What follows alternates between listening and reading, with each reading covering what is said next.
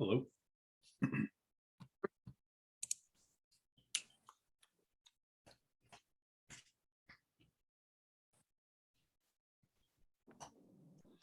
Hello, everyone. All right. Hi. Hey. Hi, Scott. How are you? All right. I think we're still waiting, yeah, for a few people. I think everyone's going to be able to make it except for Natalia this evening from Salisbury Central.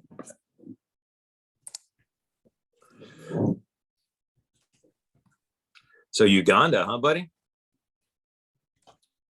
Yeah, I'm going for a week, coming back for a You week. sound excited. Well, I have to go for a week, come back for a week, and then go back for another week. So Really? From the Intermountain Division. Ryder Olden. Hey, can you hear me? oh yeah, We can hear you. Are you on your phone? Yeah, I'm at the jump.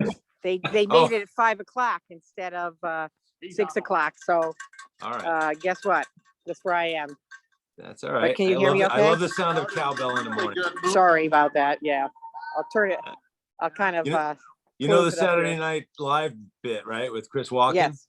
More cowbell. Yeah, so. Oh yeah. Jackie, you will become immortal if you take this meeting while jumping off the.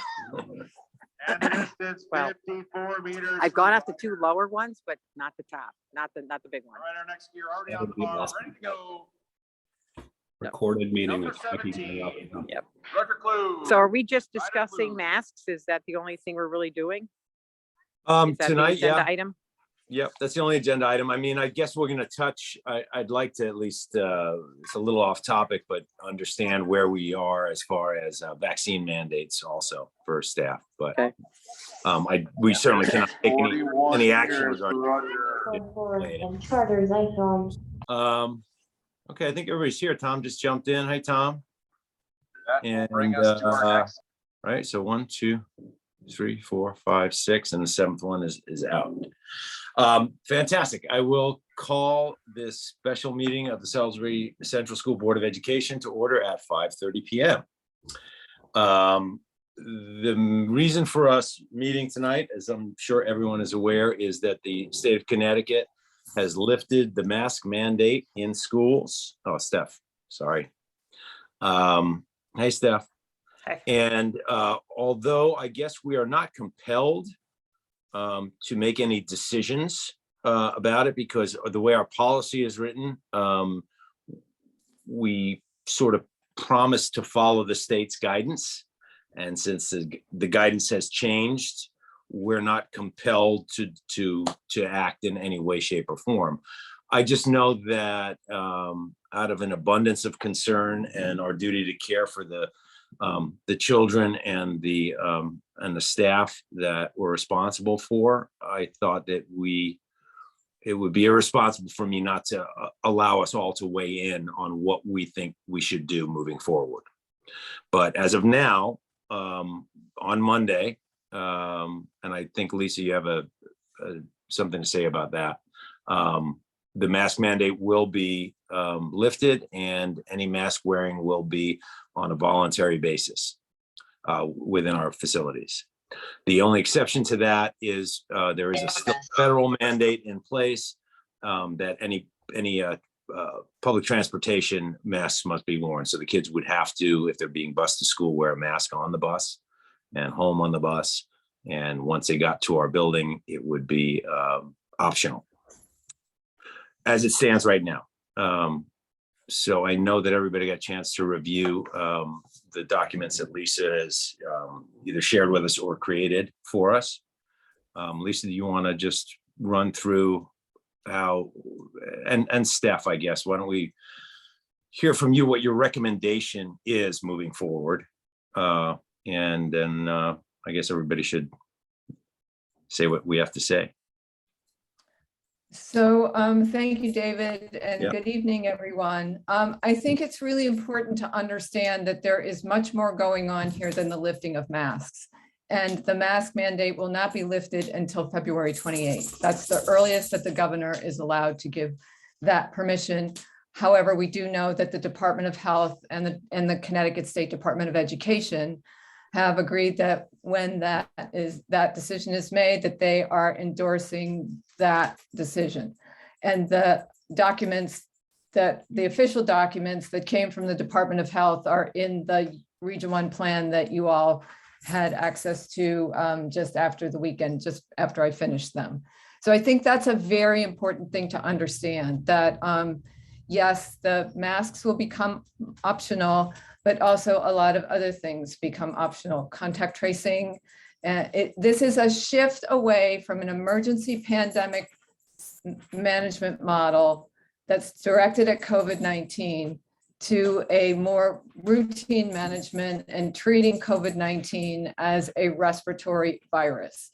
And so things like contact tracing and looking at cases on an individualized basis has been determined that that is no longer necessary. And so everything that is in the document that I put together mirrors the Department of Public Health recommendations. And after a lot of discussion with the administrators about possibly delaying this or making changes to this, it comes down to this.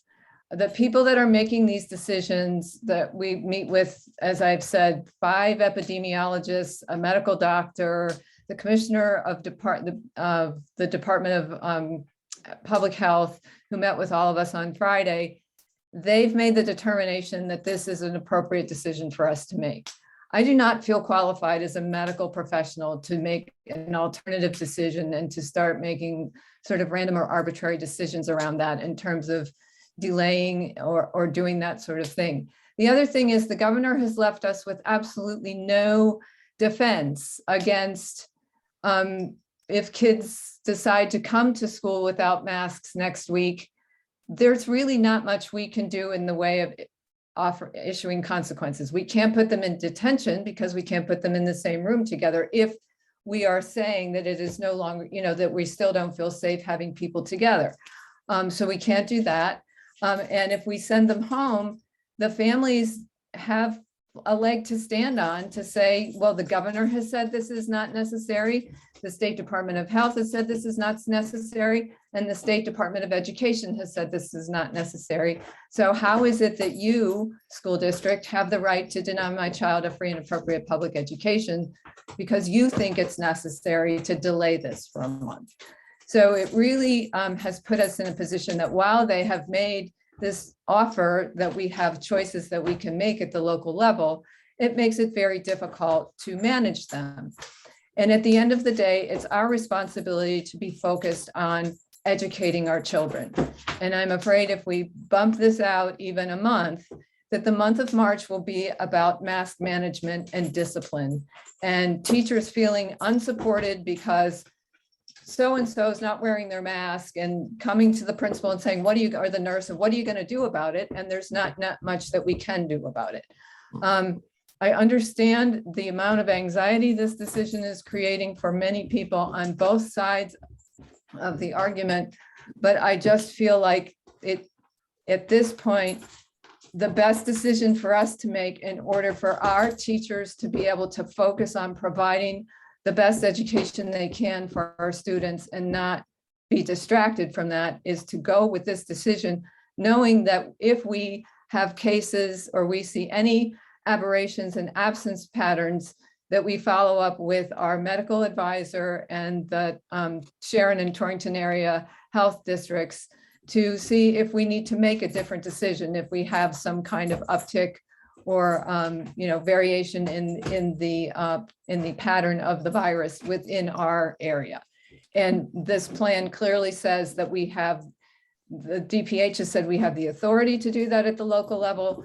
And that is, I think, boldly declared all throughout the plan and communication that I've put together for the region. So that's a very brief summary, and I'm happy to answer any questions. Barrett? Oh, so I thought I saw your hand. Do you want me to go next? Unless there's questions Yeah. first, for Lisa. Yeah, it'd be great to hear from Stephanie about the staff and all that, and then maybe we can throw random questions Yeah, out. I think it'd be good for us to hear from you, Steph, and then for us to kind of fire questions and concerns at both of you to. Great. So I guess for me, the overview part that I would say is that throughout this whole pandemic, which nobody trained any of us for in administrator school, we have acted as a region. And that has been incredibly comforting, to know that we're part of this big whole that's making these decisions, and we're meeting, we were meeting once a week. Now I think we meet every 2 weeks, but I mean, we really, sort of have each other's backs and support each other. And I don't feel comfortable being one outlier in our region this time. I feel like this is not the time to splinter off. We're still under this, strange world. So I would much prefer to make the decision that the region is making. I will talk a little for a minute about what I know. We all were sent a communication out to our staff a couple weeks ago, and it said for them to please, this was when we were having these administrator meetings about this before any decisions really had been made, because we didn't have all the guidance. But we were asked to ask our staff to get in touch with us via email or in person if they had something to share, one way or the other, feelings. At that request, I only got 9 responses. 8 of them were to ask for us to please unmask, and they talked about, the benefits to the classroom teacher, the benefits to the children, and then 1 concern that lifting masks would put people in an unsafe situation. And then the union, I guess, did their own sort of surveying at the request of the CEA. And I know that I don't have all the details from that, but I know that the majority of the teachers in the teachers union wanted the unmasking. I do also know that majority means that there are others that don't want that. And the parents, obviously, as you know, that those of you that are parents, we didn't ask them because we didn't want to set up a situation where we're asking when maybe it wasn't even something that could be weighed in on, really. But unsolicited from my check-in that I did a couple weeks ago, and from I sent a thing out about a counseling survey that we would be doing, and responses to both of those things. I got some unsolicited responses from people asking to please unmask, that we don't need more counseling, but we do need to unmask. Doesn't, again, mean that there aren't parents that feel the opposite, but nobody reached out to me to share that. So I guess, that's kind of all the information that I have from stakeholders at this time. And as I said, my major fear is just being an outlier and trying to defend that, defend it to our community and defend it to our staff. And looking at our vaccination rates, which are great. I'm so happy about them being high. That's not really a reason that we as just Salisbury Central should be different. Looking at our, COVID numbers isn't a reason that Salisbury Central should be different. Like, it's kind of tricky to, for me to be able to defend why we would need to not do what the region and the other schools in the surrounding areas are doing. So that's all I have right now. Yes, David, if I could just add in the document, the plan document, or I sent it separately, but then I embedded it in the plan document today. You have all the data. So you see all the data from our schools, and you see the data from our towns is, falling rapidly. So that was when I spoke with our medical advisor, she said that she felt that the case rates that we have right now justify us making this decision. But she said, we will be prepared to make a different decision if we need to. Good, Tom. Yeah, this is, I really appreciate both of those briefings. They help a lot. I guess my question is probably more for you, David. What is the value do we need to decide anything this evening, or are we simply, is this a consultation amongst ourselves? It's a consultation, Tom, more than anything. I think that first of all, we're the only Board of Ed that are meeting to discuss this before the mandate is lifted. I felt that it was irresponsible of me to have a meeting on Monday without us having discussed this. So that, our kids went to school, whether we knew about it or not, and there was unmasking happening, and then we had a meeting to discuss it after the fact. So I felt that we needed to at least have a meeting of minds. A. B, I certainly have my own personal opinions about it, which I'll share with everyone. I also agree with both Lisa and Stephanie in that we're incredibly well positioned as far as our vaccination rates, as far as the trending of numbers in our towns, and nationally, to be quite honest, but statewide for sure, and certainly in our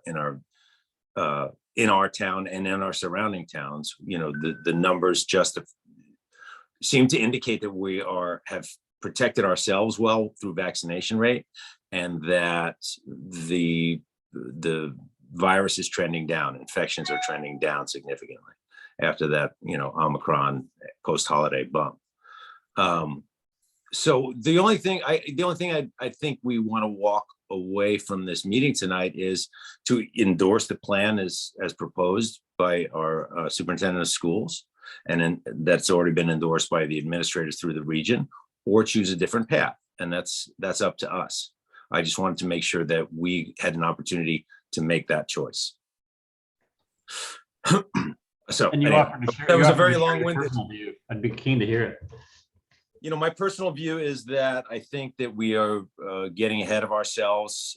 I mean, nationally, I don't think it's just us. I think that, because the fire is going down doesn't mean you turn off the fire suppression system.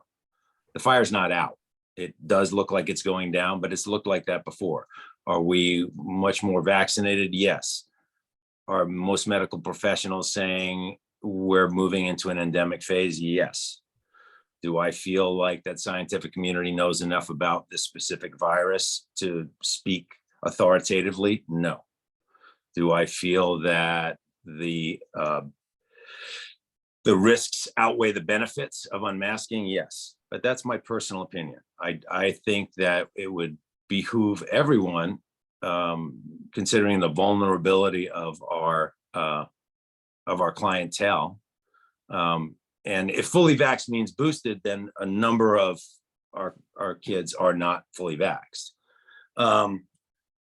It would behoove us to wait a month and see if this last increase continues to decrease, and if there is no other bump from a new variant. I wouldn't say that we should commit to going to June, but I would say we commit to going to April 15th.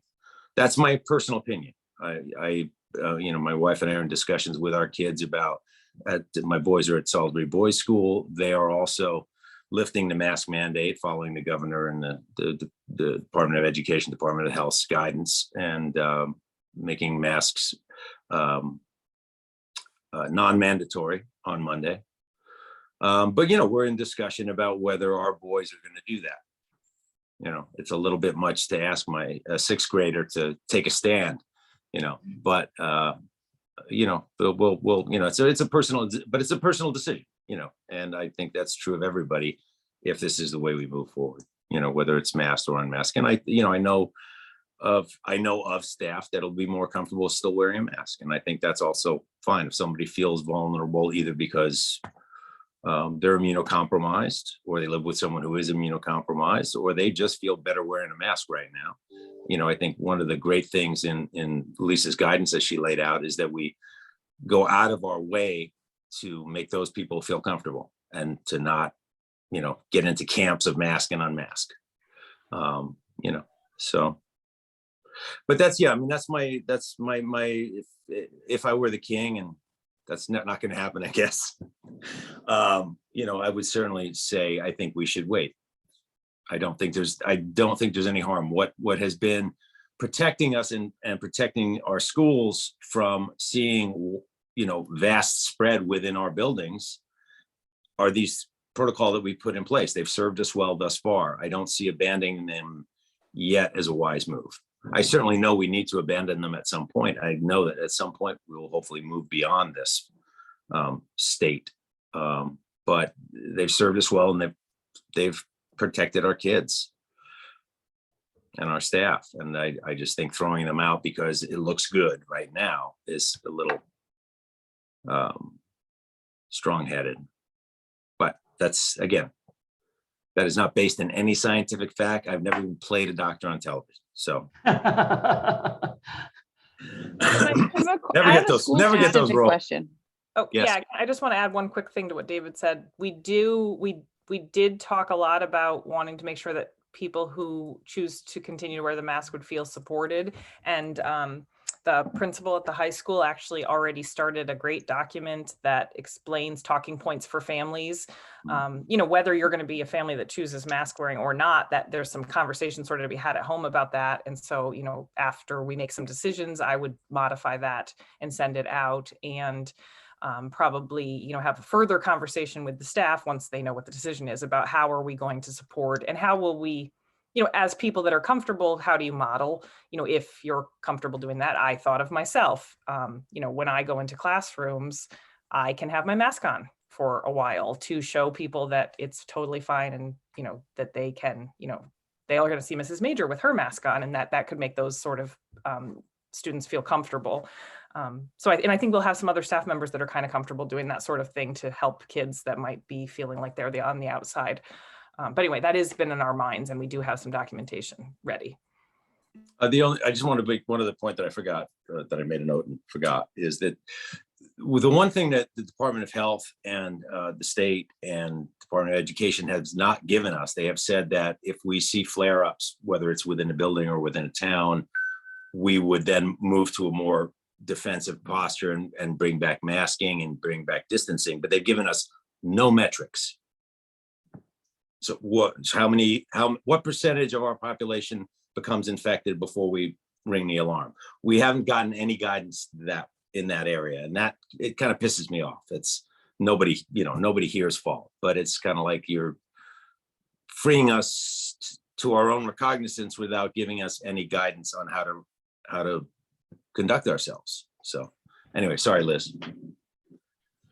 I was going to ask a question to what Stephanie has answered. And I think for many families and many students on Monday, if they come home hearing that the next day they get no masks at school, I'm just curious what the school will anticipate saying. What's the message from Salisbury Central to our students in how to interact, I think, with their friends or their teachers that aren't going to take off their mask, or for the kids that how do they talk to their friends? And I don't know, maybe I just think the school can help somehow to give kids some guidance for what language they can use to say, I'm just not ready to take my mask off, or, you're sitting kind of close to me and you don't have a mask on. Could you consider putting on a mask? Things like that, I think, would be helpful to prepare kids to make this as smooth as possible. I think this is a big deal for a lot of families and for a lot of these young kids who maybe a third of their education has been in masks.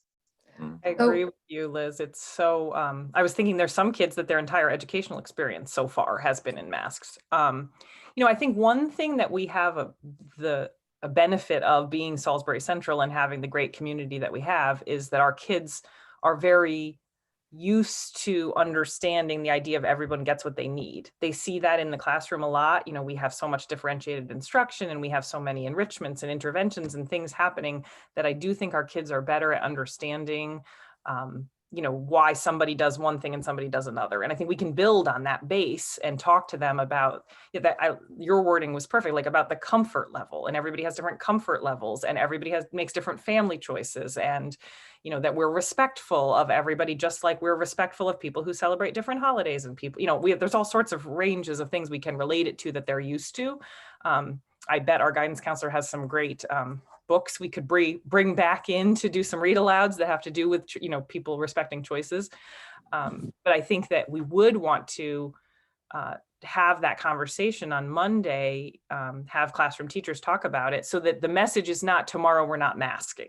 The message is starting tomorrow, there is going to be a choice for families to decide what they would like to do, and for teachers and staff to decide what they would like to do. And we're going to respect those choices. And we're not going to say, why are you still wearing a mask?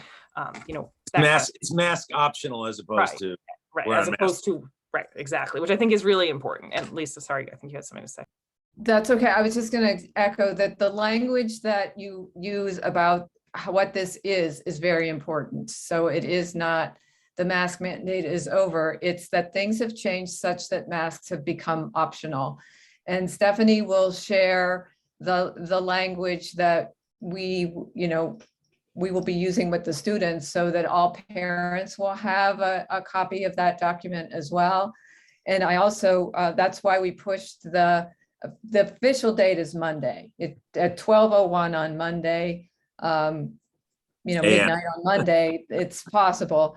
But we pushed it off to Tuesday because tomorrow's a snow day and the teachers won't have that time with kids. So Monday is the day. Yes, 6 o'clock, the note's going out. Sorry, I jumped the gun, buried the lead. So you'll have, tomorrow through Monday, families will have to really talk with their and unpack all of this with their families as families. And then the teachers on Monday can do that with students. The other thing I will say is I remember very well the summer of 2020 when we were worried about the students coming to school in masks and how are they going to deal with that and how hard it was going to be. And gosh, we all remember how they truly rose to the occasion. Mm-hmm. And they were wonderful. They were beyond fine. They were wonderful and they've been wonderful. And I think I am always an optimist. I think that they will be that way on Tuesday going forward too. I think our schools and our families working together have created these really close communities. I mean, there are always, outliers in any of these situations, but by and large, I think our students will work hard to take care of one another. And I know the teachers will make sure that they reinforce the need to do that. Go ahead, Barrett. I have to run to get a COVID test in Torrington to fly on Saturday. So I just wanted to throw in a couple points before I have to run, so I'm not the silent guy here.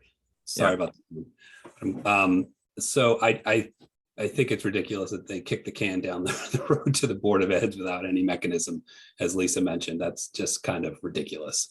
I 100% support our school staff. I mean, you guys have done an amazing job keeping the school open.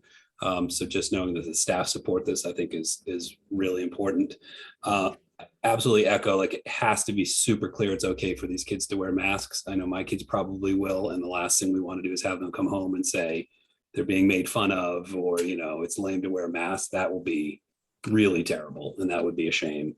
I'd be interested, as David mentioned, what's the trigger to go back to something that's really important. And then we haven't touched on this, like, do we have a contingency plan to be able to go back to remote if another Omicron comes and rips through the school? Because having the school shut down seems like we're at the 1 yard line.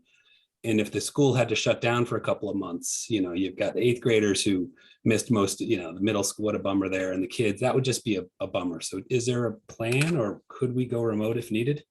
So let me answer 2 of your questions. One about the metrics. There are no metrics. There will be no metrics. However, I have been watching the trends and patterns of this for 2 years with my medical advisor. And we both, if I worry about anything, I call her immediately, and we would always err on the side of caution. So if it means we have to address a cohort in a classroom or a school or the broader Region 1 community, we'll do that, and we'll do that with help from the Torrington Area Health District. I know it's probably not the kind of thing you'd like to hear, but that's what the situation is. And then as far as closing school, right now that is not allowed within, the legislature voted on that last spring. And there should be very little reason for us to do that because if we had an uptick, we would move back to all of those mitigation strategies. But if we had to, then I would have to reach out to the State Department of Education, and they would have to approve us doing that. But they have said they would work with us if that became necessary. Great. I'm sorry to interrupt you there. Wanted to make sure I wasn't hiding. Yeah. Oh yeah, I just wanted to confirm there isn't now and going forward there hasn't been any distinction between vaccinated and unvaccinated. We're just silent on the whole distinction, correct? That's a FERPA and HIPAA protection, privacy protection. So we don't do that. And I think David had a question about the mandating vaccination. There's been no mention of that in terms of having students have to be vaccinated. and the executive order that requires staff to be vaccinated expired and was not extended. So the staff no longer has to be vaccinated or tested. Got it. That was my question. I wasn't clear. I'm so focused on masking, I wasn't clear if that had sunsetted as well. Well, Lisa, I know we're getting ahead of ourselves, but will it ever be on the schedule of required vaccinations like, the other vaccinations that we require are? I have no idea that that question has been raised a million times by superintendents to the commissioner of public health, and she has said nothing. She remained silent on that. So My understanding, Tom, is that it can't be until it moves out of emergency use. And I think that it's in emergency use for everything below 18 at this point, correct? Still. that's correct. So once it comes out of that, then I believe it would probably be mandated, but again, I'm still not king, damn it.